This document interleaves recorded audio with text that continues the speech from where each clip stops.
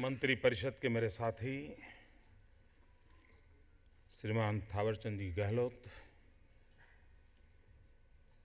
श्री मिलिंद कामले, श्री चंद्रभान प्रसाद, सुश्री कल्पना सरोज, श्री रवि कुमार, श्री सुमित मुजुमदार जी और उपस्थित सभी महानुभाव,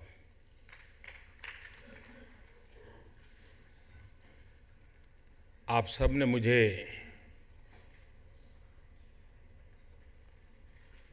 खड़े होकर के सम्मानित किया।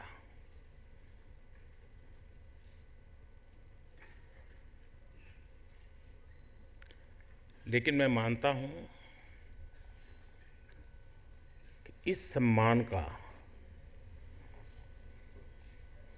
अगर कोई एक व्यक्ति अधिकारी है तो वो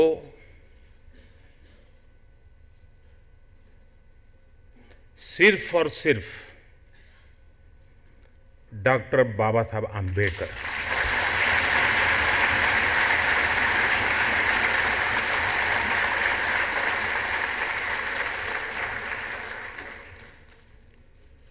और इसलिए आपने जो सम्मान दिया है वो सम्मान के जो हकदार है उन बाबा साहब के श्री चरणों में मैं समर्पित करता हूं।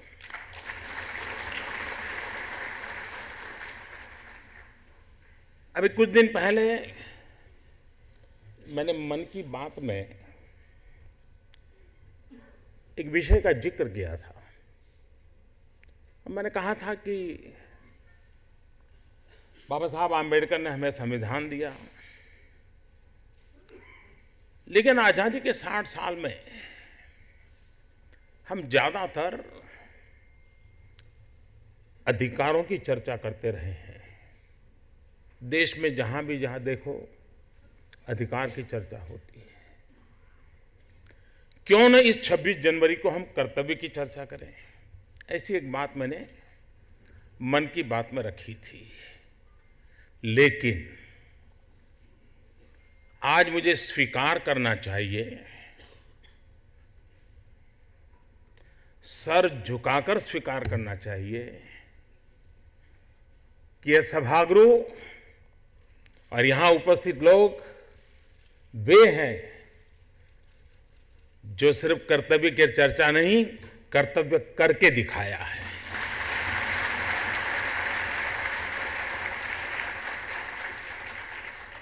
अधिकार की चर्चा कर सकते थे, लेकिन उससे ऊपर उठ करके उन्होंने कर्तव्य के रास्ते को चुना है और आज आत्मसम्मान के साथ आत्मनिर्भर कर बैठ करके यहां आज उपस्थित हुए हैं।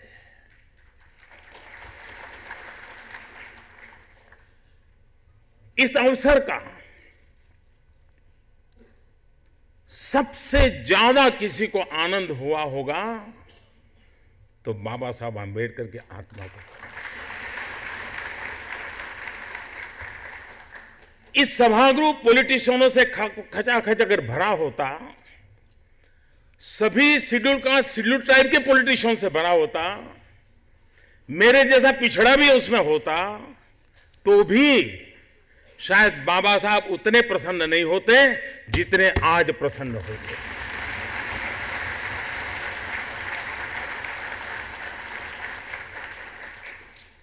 क्योंकि बाबा साहब ने हमें क्या सिखाया? बाबा साहब ने जो सिखाया, इसी का रास्ता आपने चुना है। इस सभागृह में वो लोग हैं जो हर वर्ष सरकार की तिजोरी में सैकड़ों करोड़ों रुपयों का टैक्स देते हैं। ये वो लोग हैं जो सरकार की तिजोरी भरते हैं, और ये वो लोग हैं जो लाखों लाखों नौजवानों को रोजगार देते हैं। ये वो लोग हैं जो सरकार की तिजोरी भी भरते हैं और गरीबों का पेट भी भरते हैं।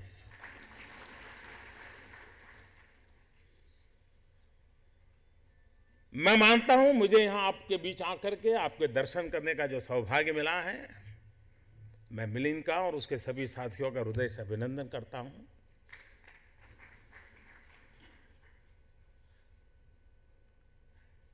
मुझे बताया कि ये जो डेलीगेट्स आए हैं वो अपनी जेब से 1500 रुपया डेलीगेशन फी देकर के आए हैं और ये डेलीगेट्स खुद के खर्चे से यहाँ होटलों में ठहरे हैं। हम जानते हैं देश का जमाना कैसा है। आने के लिए वो पूछता है क्या दोगे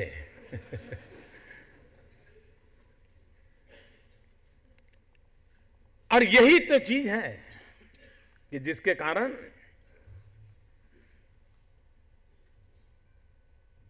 पुरानी सोच को बदलने के लिए हमें मजबूर होना पड़ेगा, क्योंकि आपने कुछ ऐसा कर दिखाया है जो नए सिरे से सोचने के लिए कारण बनने वाला है। इस यात्रा को 10 वर्ष हुए हैं और ये सुभग संयोग है कि बाबा साहब आम्बेडकर की 125वीं जयंती हम मना रहे हैं।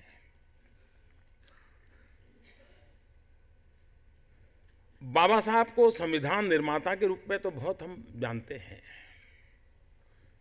लेकिन अर्थशास्त्री के रूप में उतना ज्यादा परिचय नहीं हुआ है। बाबा साहब के भीतर अगर झोंके तो भारत की आर्थिक समस्याओं के समाधान के सारे रास्ते वहां से निकल आते हैं।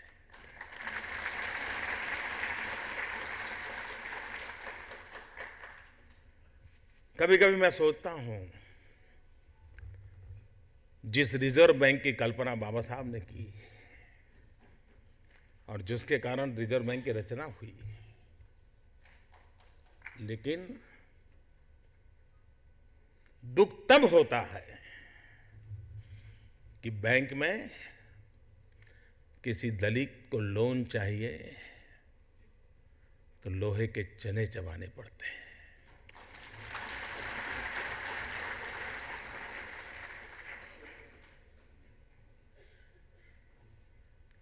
ये स्थिति पलटनी है। इस देश का इतना बड़ा वर्ग और ये कसौटियों से निखरा हुआ वर्ग है। समाज का एक वर्ग है जिसे ठंडी क्या होती है, गर्मी क्या होती है, खुले पैर चलने से कंकर क्या से दबता है, इसका पता तक नहीं है। वो तो बनी बनाई अवस्था में चल पड़ा है। लेकिन ये वो लोग हैं जिसने जिंदगी के हर कष्ट झेले हैं, हर अपमान झेले हैं, मुसीबतों का सामना किया है और एक प्रकार से कसौटी से कसता कसता कसता अपने जिंदगी को बनाता बनाता उभर करके आया है। उसकी ताकत कितनी होगी उसका अंदाज मुझे भली भांति है।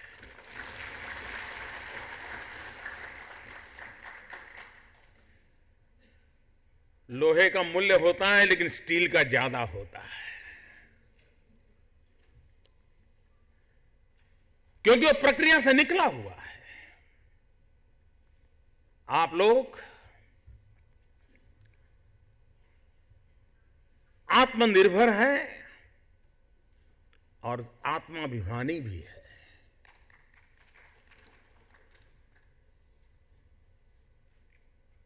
तीन 3000 से ज्यादा दलित एंटरप्रेन्योर इसकी सदस्यता है। लेकिन मैं मिलिंद को बता रहा था, मैं मिलिंद कहता हूं तो बुरा मत मानिए, मैं इसको विद्यार्थी काल से जानता हूं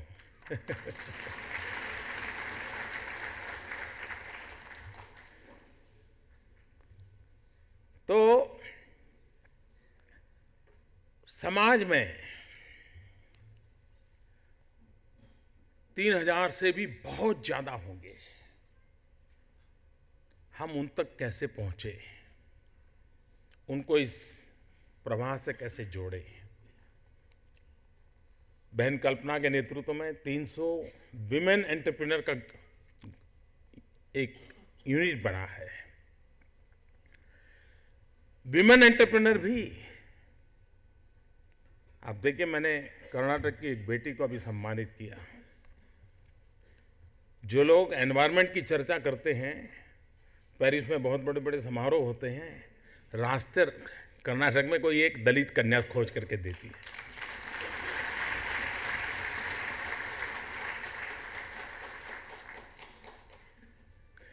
ये जब तक हम उजागर नहीं करते हैं, हम लोगों को परिचित नहीं करते हैं। मैं हमारे रति भाई से तो भारी परिचित हूं, मेरे भावनगर के हैं, तो किस प्रकार से उन्होंने जीवन को आगे बढ़ाया है मैं भली बात ही जानता हूं। समाज में ये शक्ति पड़ी है। कुछ लोगों को लगता होगा कि ये सिर्फ एक आर्थिक और व्यावसायिक जगत की चर्चा का विषय है। मैं जरा उससे हटकर के बात करना चाहता हूं। इसका एक सामाजिक स्तंभ है इस सारी घटना का, और मैं चाहूंगा कि देश का इस तरफ ध्यान जाए। मुझे बताया गया कि सभागृह छोटा पड़ गया तो दूसरे सभागृह में सब लोग बैठे हैं, करीब बोले 400 नौजवान वहां बैठे हैं। मैं उनको भी सलाम करता हूं। कभी कभार जब हम खबरें सुनते हैं कि जीवन में अघटित हो जाए, निराशा आ जाए, तो इंसान सोचता है अब जीना बेकार है, अब तो क्या करना, कोई मेरे साथ नहीं है, आत्महत्या के रास्ते पर चल पड़ता है। अच्छे घर के नौजवान भी कभी कभी उस रास्ते पर चल पड़ते हैं। मैं आज सभागृह में जिनके भी मन में कभी आत्महत्या का विचार आता है, उनसे मैं आग्रह करता हूं कि आत्महत्या करने के विचार आने से पहले एक बार कल्पना सरोज को फोन कर दीजिए। एक बार कल्पना को फोन कर दीजिए।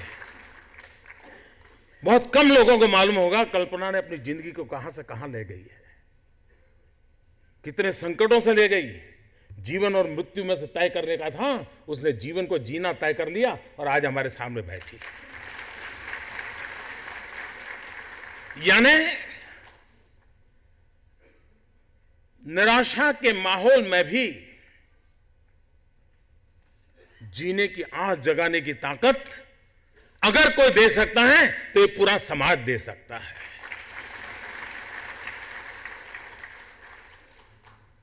और इस शक्ति को पहचानना, उस शक्ति को पहचान करके राष्ट्र को आगे बढ़ाने की दिशा में प्रयास करना। आर्थिक पहलुओं से भी ज्यादा कभी कभी सामाजिक पहलू बहुत ताकतवर होते हैं। जिन सामाजिक पहलुओं ने सदियों तक हमें बर्बादी के रास्ते पर ले गया, वही चीज आज अपॉर्चुनिटी में कन्वर्ट करके समाज की सदियों पुराने संकटों से बाहर लाने का ताकत भी बन सकती है। और इसलिए ऐसी शक्तियों पर हमारा नजर जानी चाहिए। अभी सरकार ने एक फर्स्ट टाइम जो फर्स्ट जनरेशन एंटरप्रेन्योर है उनके लिए वेंचर कैपिटल फंड की रचना की है। ये मूलतः शेड्यूल कास्ट शेड्यूल ट्राइब के लोगों के लिए है, क्योंकि उसको तो विरासत में एंटरप्रेन्योरशिप कहां मिलेगी बेचारे को। उसको तो कभी विरासत में, उसके पिता माता तो मजदूरी करके जिंदगी गुजारी है। फर्स्ट जनरेशन एंटरप्रेन्योर, मैं बैंकों को भी कहता हूं कि आप ब्राउनफील्ड प्रोजेक्ट को तो लोन देने के लिए बड़े उत्सुक रहते हैं, मुझे ग्रीनफील्ड को देना है। नई ताकत उससे उभरती है, नए लोग उससे आते हैं। अभी सरकार की जो प्रधानमंत्री मुद्रा योजना है,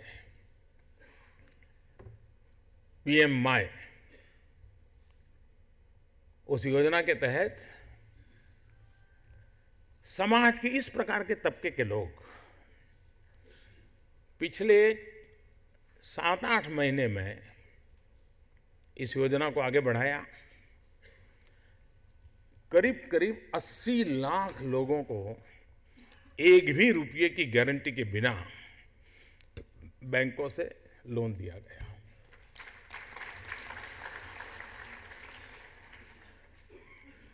करीब 50,000 करोड़ से ज्यादा रुपया दिया गया। और ये लेने वाले कौन हैं? अधिकतम उसमें दलित हैं, ओबीसी हैं, एसटी हैं और कुछ महिलाएं हैं। और वे छोटे छोटे काम करते हैं, लेकिन उनको लगता है कि मैं कुछ और बढ़ाऊं, ब्याज लेकर के शराब को पैसे देता हूं, उससे बाहर निकलूं और मैं अपना काम करूं।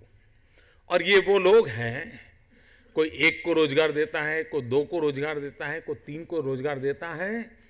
इस देश में ऐसे लोग करीब 14 करोड़ लोगों को रोजगार देते हैं, 14 करोड़ लोगों को। लेकिन वे बैंक के दायरे में थे ही नहीं, बैंक के हिसाब किताब में ही नहीं थे।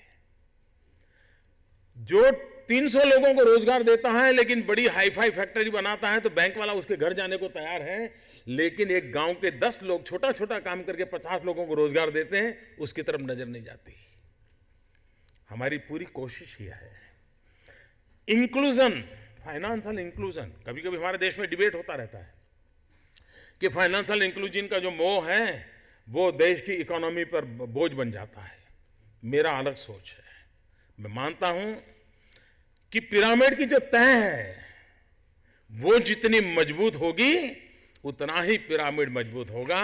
और इसलिए पिरामिड की सतह पर जो लोग हैं, सारी हमारी रचना है, उसमें जो सतह पर लोग हैं, जो कोटि कोटि जन है, उनकी अगर ताकत बढ़ती है, भारत की अर्थव्यवस्था के वो हिस्से बनते हैं। और जैसे मिलिंद ने कहा कि हम जॉब सीकर बनना नहीं चाहते, हम जॉब क्रिएटर बनना चाहते हैं। हम भारत की जीडीपी में पार्टनरशिप करना चाहते हैं। हम भारत की विकास यात्रा में कंधे से कंधा मिलाकर के आगे बढ़ना चाहते हैं। ये जो ताकत है, ये ताकत देश को आगे ले जाती है। सरकार ने स्किल डेवलपमेंट पर बल दिया है। भारत के पास 65% जनसंख्या 35 से कम आयु की है। उनको हम किस प्रकार से अपने पैरों पर खड़े होने की ताकत दें, उनका वो हौसला बुलंद करें कि वो खुद तो बढ़े, 2 और लोगों को भी आगे बढ़ाएं। और जब ये स्थिति बनती है तो देश फिर आगे अपने आप बढ़ता है। उसको बढ़ाने के लिए कोई नई प्रयासों की जरूरत नहीं पड़ती है, वो अपने आप बढ़ पड़ता है।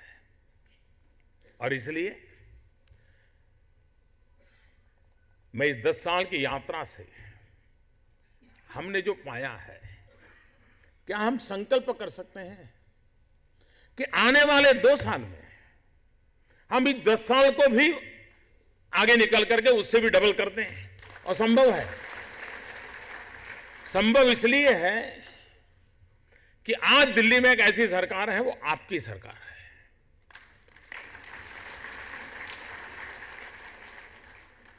जिसके दिलो जान इसी चीजों से भरे हुए हैं। मुझे किसी को समझाना नहीं पड़ता क्योंकि मैंने जिंदगी जी है। अपमान क्या होता है मुझे मालूम है। हम तो जानते हैं पुराने जमाने से, अगर हम लोगों के यहां से कोई बारात भी निकले और घोड़े पर बैठा हो तो मौत भूल जाता था। अच्छे कपड़े पहन ले तो सामंतशाही मानसिकता स्वीकार नहीं कर सकती है, और वो आज भी है। तुम अच्छे कपड़े पहनते हो, यह है, आज भी है। ऐसी अवस्था में आत्मनिर्भर, आत्मसम्मान के साथ आगे बढ़ना, ये सरकार की भी जिम्मेवारी है। और आप सबका हौसला है, वो मुझे नई ताकत देता है।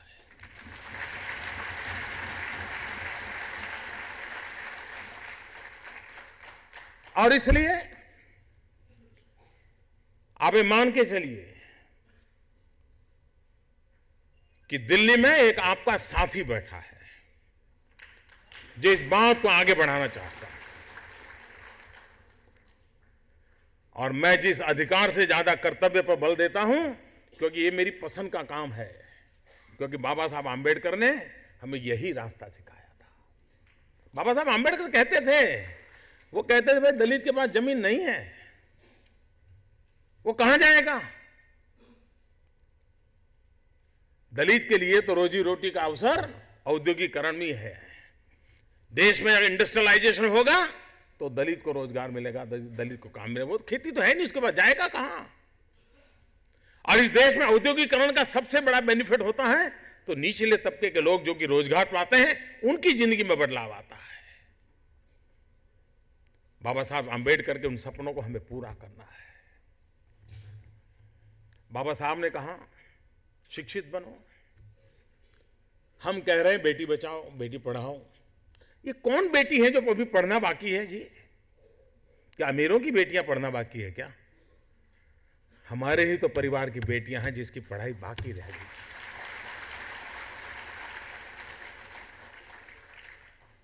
और इसलिए जो सपना बाबा साहब ने देखा था, उन सपनों को हम सबको मिलकर के पूरा करना है। और ये पूरे हो सकते हैं, पूरे हो सकते हैं। आज का ये दृश्य देख करके देश की अर्थरचना पर जो आर्टिकल लिखते हैं ना, उनको भी नए सिरे से सोच करके लिखना पड़ेगा। ये अगर मैं कह तो नहीं सकता हूं लिखेंगे, लेकिन लिखना तो पड़ेगा।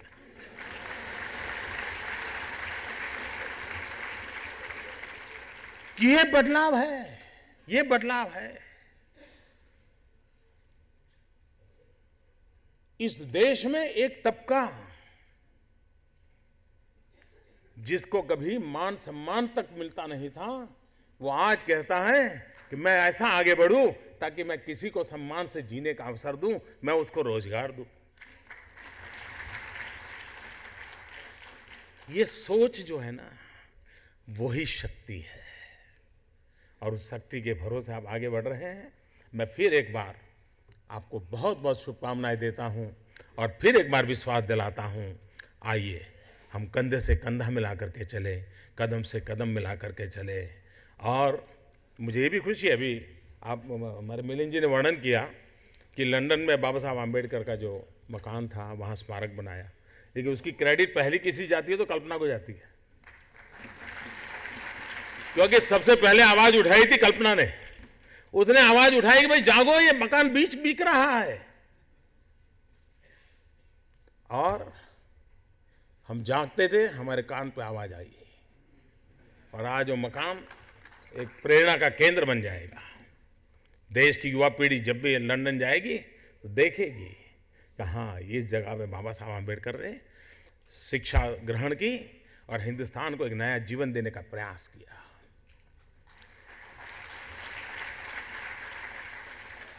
लेकिन फिर एक बार मैं कहता हूं, आपने जो कर्तव्य का रास्ता चुना है, देश को भी आप इस रास्ते की प्रेरणा देते रहिए, हम सबको प्रेरणा देते रहिए।